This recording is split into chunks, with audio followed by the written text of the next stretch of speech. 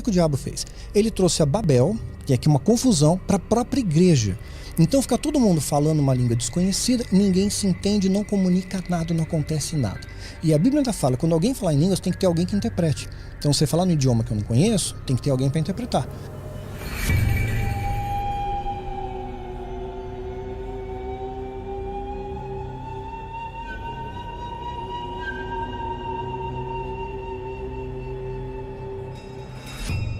Choque espiritual. Daniel Mastral expõe as fraudes das línguas estranhas nas congregações.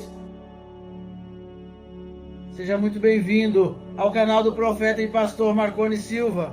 É uma grande alegria ter você aqui e esperamos que este espaço seja um local onde sua fé seja fortalecida e seu coração seja tocado pelo poder de Deus. Não se esqueça de se inscrever no canal e ativar o sininho para receber as notificações dos nossos vídeos, preparados com muito carinho e direcionamento espiritual. Ao curtir e compartilhar nossos conteúdos, você estará ajudando a espalhar a palavra de Deus para ainda mais pessoas que necessitam de encorajamento e oração. Nos comentários, você pode deixar o seu pedido de oração. E saiba que temos uma equipe intercessora comprometida, que está constantemente orando por você, por sua família e pelas causas que você tem apresentado ao Senhor. Não está sozinho nessa caminhada. Deus tem grandes coisas para realizar em sua vida e juntos, em oração, podemos mover montanhas. Também te convidamos a fazer parte do nosso grupo de oração, acessando o link disponível nos comentários. Lá você terá ainda mais oportunidades de receber orações, palavras de fé e participar de um ambiente abençoado. Agora vamos para o conteúdo especial que preparamos para hoje. Tenho certeza de que será uma palavra abençoada, que trará direção, paz e renovação espiritual para você. Clama a mim e responder-te-ei e anunciar-te-ei coisas grandes e firmes que não sabes. Jeremias 33:3. Que o Espírito Santo fale poderosamente com você através desta mensagem. Abra seu coração e permita que Deus opere maravilhas em sua vida. Amém?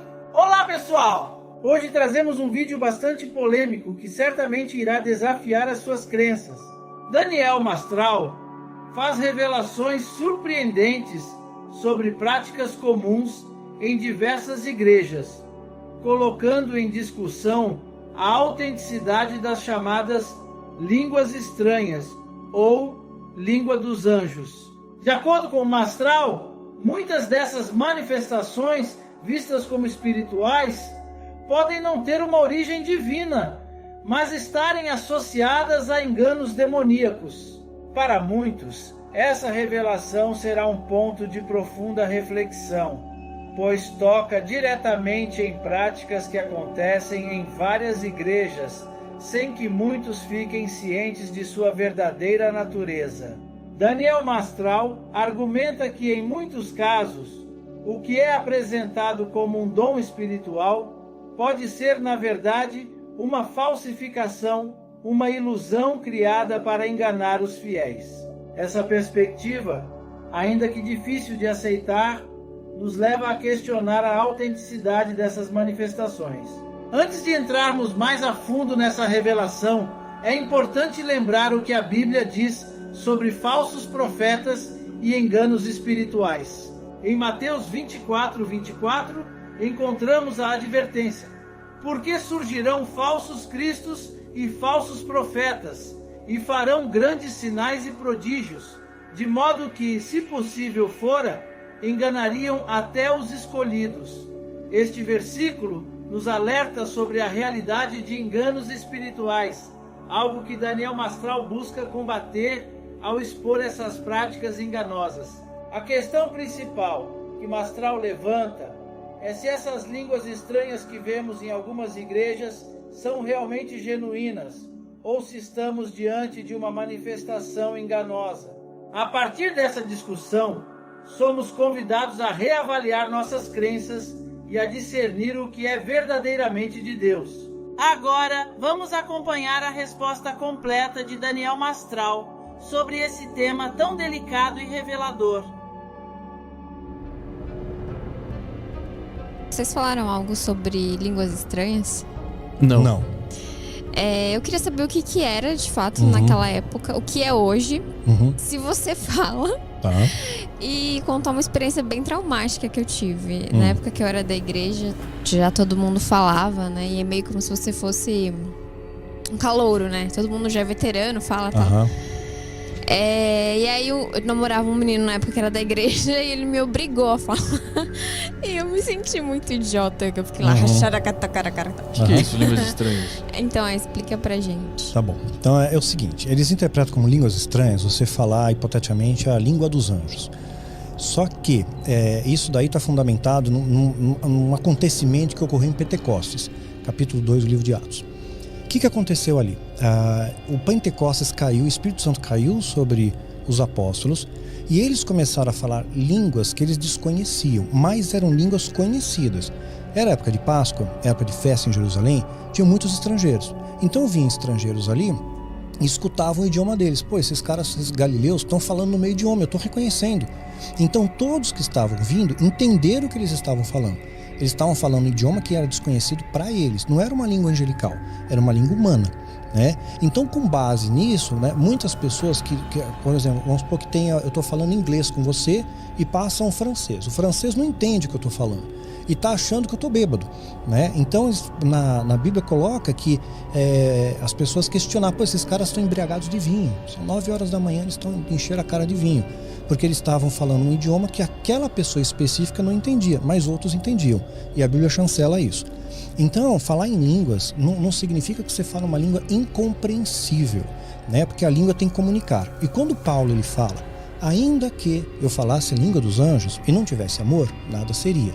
Paulo não está dizendo, eu falo a língua dos anjos, está dizendo, ainda que, né? É uma retórica de linguagem. Então, quando ele fala, por exemplo, ainda que eu tivesse muito dinheiro e distribuísse meu dinheiro aos pobres, sem amor nada seria. Ele não era rico. Ele está colocando ainda que. Se eu falasse. Isso, uma retórica. Se eu falasse, não teria validade nenhuma.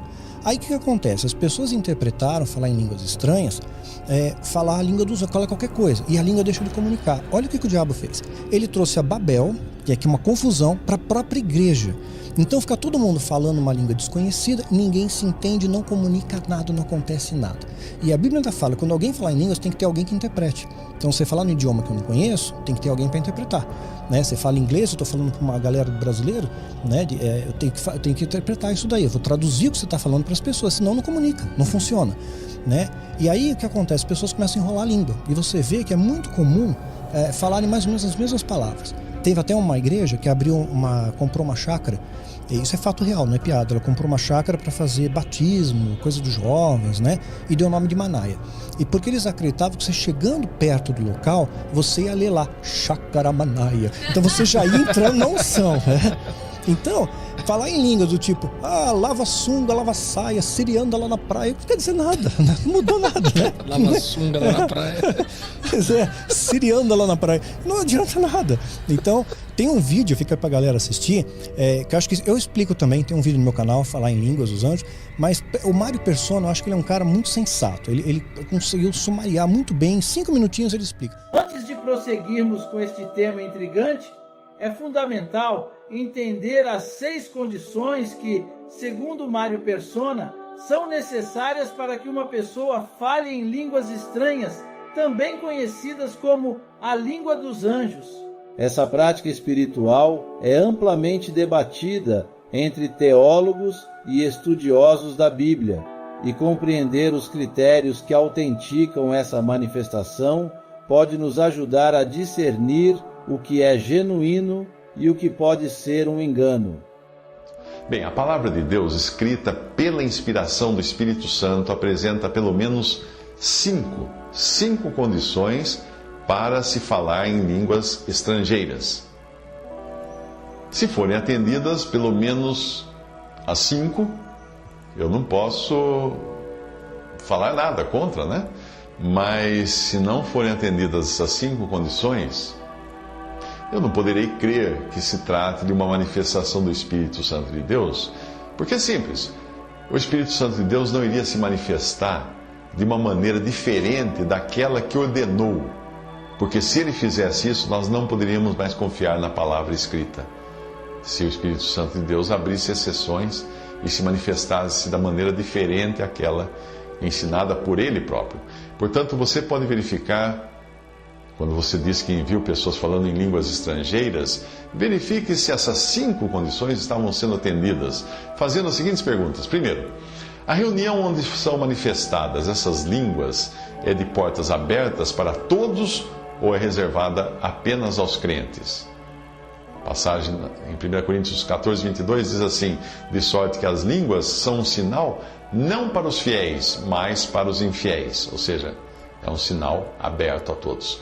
Segunda questão que você deve ter: será que são no máximo 3 pessoas que falam em línguas estrangeiras ou são muitas que estão falando?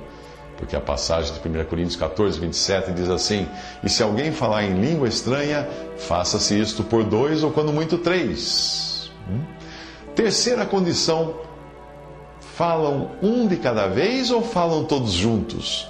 1 Coríntios 14, 27, a continuação daquele mesmo versículo, diz assim: e por sua vez, ou seja, um depois do outro, não todos juntos. Quarta condição: existe interpretação simultânea de todos os que estão falando? Porque em 1 Coríntios 14, 27 fala: haja intérprete, mas se não houver intérprete, esteja calado na igreja. Quinta condição: as mulheres também falam nessa reunião? Veja o que diz 1 Coríntios 14, 34. As mulheres estejam caladas nas igrejas porque lhes não é permitido falar. Pode-se acrescentar ainda mais uma pergunta, uma sexta questão. Existem judeus presentes? Por quê? Por que essa questão? Porque Deus não enviou sinais para convencer os gentios, ou gregos, mas sim para convencer os judeus. Porque os judeus pedem sinal e os gregos buscam sabedoria, fala 1 Coríntios 1, 22. E também 1 Coríntios 14, 21 diz que as línguas eram um sinal prometido aos judeus. Então, essa loucura que acontece dentro da igreja não tem fundamento nenhum cristão. Não tem base nenhuma para a pessoa cair no poder. Porque você pode induzir a pessoa a cair, neurolinguística. Né? Qual era o objetivo lá? O que eles falavam? Falar em língua para dizer que você é batizado no Espírito Santo. Então, liguei. Tá... Só que aí... E uma maneira de adoração que ninguém vai entender, só você e Deus, mas nem você mesmo está entendendo. Pois é, no coletivo não serve. Se fosse, hipoteticamente, levando em consideração que a interpretação de Pentecostes fosse mais ampla, que não é, ela é literal, e a Bíblia fala exatamente que eles estavam falando línguas conhecidas, e Paulo não diz que ele fala a língua dos anjos, ele diz ainda que. Então você não vê chancela bíblica nenhuma para isso. Esse movimento pentecostal veio com essa ideia, né? Então, ainda que você falasse e sei lá, fosse para sua edificação pessoal, tudo bem. Agora no coletivo, para todo mundo, cada um falando uma coisa. Daniel Mastral e Mário Persona abordaram uma questão que muitas vezes é evitada nas discussões dentro das igrejas: a falsidade das línguas estranhas, ou a chamada língua dos anjos. Mastral revisitou uma verdade difícil de aceitar.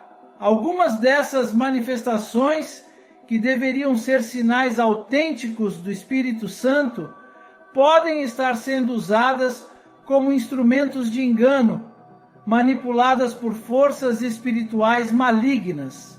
Essa revelação levanta muitas dúvidas sobre a legitimidade do que é ensinado e praticado em algumas congregações.